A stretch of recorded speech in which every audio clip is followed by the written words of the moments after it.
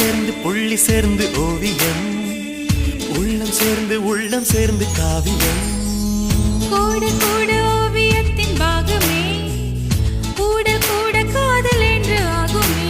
ஒரு வானம் வரைய நீல வண்ணம், நம் காதல் வரைய என்ன வண்ணம்?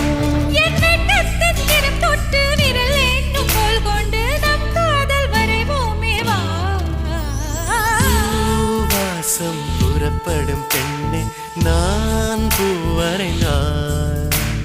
தீ வந்து விரல் சுடும் கண்ணே, நான் தீ வரைந்தார்.